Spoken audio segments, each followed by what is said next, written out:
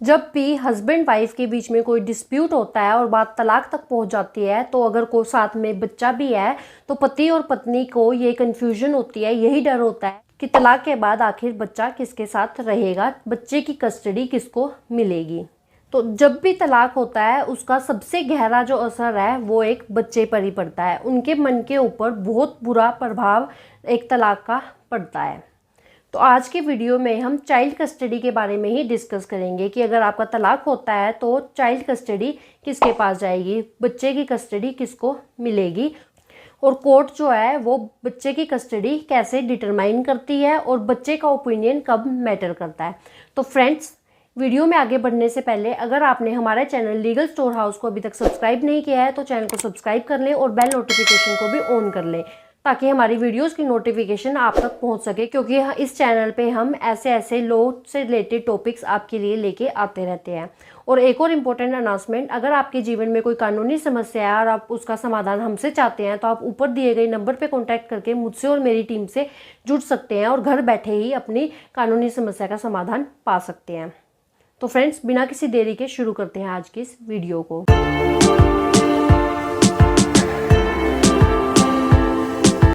तो friends, Guardian and Wards Act 1890 एक secular law है जो कि पूरे इंडिया में डिटरमाइन करता है कि चाइल्ड कस्टडी किसके पास जाएगी, बच्चे की कस्टडी किसके पास जाएगी। और इसके अलावा इंडिया में बहुत सारे रिलीजन्स हैं, तो उन रिलीजन्स के बेसिस पे हर रिलीजन के पर्सनल लॉज भी हैं, तो उसके अकॉर्डिंग भी कोर्ट डिसाइड करती है कि जो चाइल्ड की कस्टडी है वो किसके पास रहेगी। इंडियन लॉ के हिसाब से मदर और फादर का इक्वल राइट होता है अपने बच्चे के ऊपर चाइल्ड कस्टडी को लेकर, लेकिन सबसे इम्पोर्टेंट चीज़ जो डिटरमाइन करती है कि आखिर बच्चे की कस्टडी तलाक के बाद किसके पास जाएगी वो है वेलफेयर ऑफ चाइल्ड। जहाँ पे चाइल्ड का बेस्ट वेलफेयर होता है, कोर्ट उसी को बच्चे की कस्टडी देती है। तो वेलफेयर ऑफ चाइल्ड देखने के लिए कोर्ट कुछ फैक्टर्स को देखती है, कुछ फैक्टर्स को कंसीडर करती है, जिसके बेसिस पे वो डिसाइड करती है कि बच्चे का वेलफेयर किसके साथ है और चाइल्ड कस्टडी किसको दी जानी चाहिए। जिसमें सबसे पहले आता है एथिकल अपब्रिंगिंग, कि बच्चे की परवरिश कौन सा पेरेंट अच्छी तरह से करेगा, एथिकल अपब्रिंगिंग कौन अपने बच्चे को दे सकता है। ये एक इम्पोर्टेंट फैक्टर है जो कोर्ट ध्यान में रखती है। उसके बाद जो कोर्ट है वो देखती है सेफ गार्ड और चाइल्ड, कि बच्चा किसके साथ ज़्यादा सुरक्षित है, कौन बच्चे का अच्छे से देखभाल करेगा और कहाँ पे बच्चा सेफ है, कहाँ पे बच्चे का सेफ गार्ड है। उस हिसाब से भी कोर्ट डिसाइड करती है कि बच्चे की कस्टडी किसको मिलेगी। नेक्स्ट फैक्टर है good education to be imparted, कि कौन सा पेरेंट अपने बच्चे को अच्छी एजुकेशन दिलवा सकता है, कौन सा पेरेंट अपने बच्चे की अच्छी एजुकेशन करवाएगा। ये चीज़ भी कोर्ट पूरा ध्यान में रखती है। इसके साथ साथ इकोनॉमिक वेलबींग ऑफ गार्डियन भी इम्पोर्टेंस रखती है ये डिसाइड करने में कि चाइल्ड की कस्टडी किसके पास जाएगी। जिसकी इकोनॉमिक कंडीशन बेटर होती है, कोर्ट उसके फेवर में डिसीजन दे सकती है। तो कोर्ट ये भी देखती है कि कौन से पार्टनर की इकोनॉमिक कंडीशन बेटर है, ये डिसाइड करने में कि चाइल्ड की कस्टडी किसको मिलेगी। तो इन सब फैक्टर्स को देखते हुए कोर्ट डिसाइड करती है कि चाइल्ड की कस्टडी किसको दी जाएगी। हालांकि मदर और फादर का इक्वल राइट होता है चाइल्ड कस्टडी को लेकर, लेकिन ये सिर्फ और सिर्फ कोर्ट की डिस्क्रिप्शन पे डिपेंड करता है। कोर्ट ही ये डिसाइड कर सकता है कि बच्चे की कस्टडी किसको दी जाएगी, लेकिन जो कोर्ट है वो इन कुछ फैक्टर्स को ध्यान में रखते हुए सबसे main cheese welfare of child देख के डिसाइड करती है कि बच्चे की कस्टडी किसको दी जाए। तो गार्डियंस एंड वार्ड्स एक्ट 1890 के हिसाब से चाइल्ड कस्टडी कैसे डिसाइड की जाती है। तो normally most of the cases में, जनरल केसेस में ये देखा गया है कि अगर बच्चे की उम्र 5 साल से कम है, चाहे वो लड़का है या फिर लड़की है, अगर उसकी उम्र 5 साल से कम है तो उसकी कस्टडी मदर को दी जाती है। और ये मोस्टली केसेस में ऐसा देखा गया है कि 5 साल से कम उम्र वाले बच्चे की कस्टडी हमेशा मदर को दी जाती है। और अगर बच्चे की उम्र 5 साल से ज़्यादा है तो ये देखा जाता है कि अगर बॉय चाइल्ड है और उसकी उम्र 5 साल से ज़्यादा है तो उसकी कस्टडी मोस्ट केसेस में फादर को दी जाती है।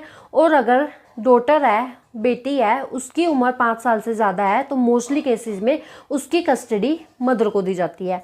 अगर लड़का और लड़की दोनों हैं और उनकी उम्र 5 साल से ज़्यादा है तो लड़के की कस्टडी फादर को दे दी जाती है और लड़की की कस्टडी मदर को दी जाती है। लेकिन ऐसा ज़रूरी नहीं है कि ऐसा ही हो। ये कोई हार्ड एंड फास्ट रूल नहीं है कि ऐसा ही होगा, ये सिर्फ और सिर्फ कोर्ट डिसाइड करती है। लेकिन मोस्टली केसेस में 90% केसेस में ऐसा ही होता है और ये केस टू केस डिफरेंट हो सकता है, लेकिन मोस्टली केसेस में ऐसा ही देखा गया है। तो मोस्टली केसेस में देखा गया है कि फादर के पास बच्चे की कस्टडी तभी आ सकती है जब उसकी उम्र 5 साल से ज़्यादा की हो। लेकिन अगर बच्चा 5 साल से कम की उम्र का है तो उसकी कस्टडी मदर को दी जाती है और उसको मेंटेन करना फादर की रिस्पॉन्सिबिलिटी होती है और उसको मेंटेन फादर द्वारा किया जाता है। तो ये जो रूल्स हैं ये ज़रूरी नहीं है कि हर केस में यही रूल फॉलो हो, केस टू केस ये वेरी कर सकता है, क्योंकि कोर्ट जो है वो बच्चे का वेलफेयर देखती है कि बच्चे का वेलफेयर किसके साथ है, उसी को कोर्ट कस्टडी देती है। तो कई बार मूवीज़ सीरियल्स में आपने देखा होगा कि कोर्ट कई बार बच्चे से भी उसका ओपिनियन पूछती है कि बच्चा आखिर किसके साथ रहना चाहता है। तो देखिए, बच्चों के केस में अगर बच्चा छोटा है तो उसको अपने सही गलत के बारे में नहीं पता होता और वो एक सही डिसीज़न नहीं ले सकता, वो एक सही ओपिनियन नहीं दे सकता, क्योंकि बच्चों को बहुत इजीली इन्फ्लुएंस किया जा सकता है और उनका इंस्टेंट डिसीज़न जो होता है, वो जो ओपिनियन होता है वो फ्लक्चुएट कर सकता है। तो बच्चे के ओपिनियन के बेस पे ये डिसाइड नहीं किया जा सकता। लेकिन अगर बच्चे की उम्र 9 साल से ज़्यादा है तो उस सिचुएशन में कोर्ट जो है वो बच्चे का ओपिनियन पूछ सकती है और उस सिचुएशन में बच्चे का ओपिनियन भी मैटर करता है। तो अगर बच्चे की उम्र 9 साल से कम है तो उसका जो ओपिनियन है कोर्ट के में वो इतना मैटर नहीं करता। लेकिन अगर बच्चे की उम्र 9 साल से ज़्यादा है तो उसका ओपिनियन भी कोर्ट की नज़रों में मैटर करता है कि वो किसके साथ रहना चाहता है।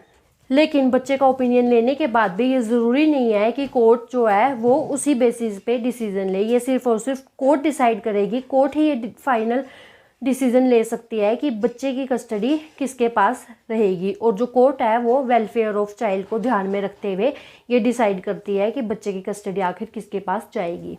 अब अगर किसी घर में बच्चे के साथ इल ट्रीटमेंट होता है, उसके साथ मारपीट की जाती है या फिर कोई पेरेंट बहुत ज़्यादा नशा करता है, तो ऐसे सिचुएशन में बच्चे को उसकी कस्टडी देना सही नहीं होता है। तो ऐसे सिचुएशन में कोर्ट बच्चे का वेलफेयर देखते हुए जो दूसरा स्पाउस है, जो दूसरा पार्टनर है, उसको बच्चे की कस्टडी दे दी जाती है। तो सबसे मेन चीज़ जो है वो है वेलफेयर ऑफ चाइल्ड, कि बच्चे का वेलफेयर किसके साथ है। अगर बच्चे का वेलफेयर फादर के साथ है तो कस्टडी फादर को दी जाएगी और अगर बच्चे का वेलफेयर मदर के साथ है तो बच्चे की जो कस्टडी है वो मदर को दी जाती है। और क्योंकि कोर्ट ने बच्चे की कस्टडी एक पेरेंट को दे दी है तो इसका मतलब ये नहीं है कि जो दूसरे पेरेंट का उस बच्चे के ऊपर कोई भी अधिकार नहीं है और जो दूसरा पेरेंट है वो अपने बच्चे से मिल ही नहीं सकता। ऐसा नहीं होता है। जिस सिचुएशन में कोर्ट एक पेरेंट को बच्चे की कस्टडी दे भी देती है तो उस सिचुएशन में जो दूसरा पेरेंट है उसको बच्चे से मिलने के लिए विजिटेशन राइट्स दिए जाते हैं। तो कुछ कंडीशंस के साथ कोर्ट जो है वो दूसरे पेरेंट को बच्चे से मिलने के लिए विजिटेशन राइट्स दे देती है। तो मान लो कि बच्चे की कस्टडी मदर को मिली है, तो ऐसा नहीं है कि जो फादर है वो अपने बच्चे से मिल ही नहीं सकता। तो कुछ कंडीशंस के साथ कोर्ट विजिटेशन राइट्स फादर को दे देती है।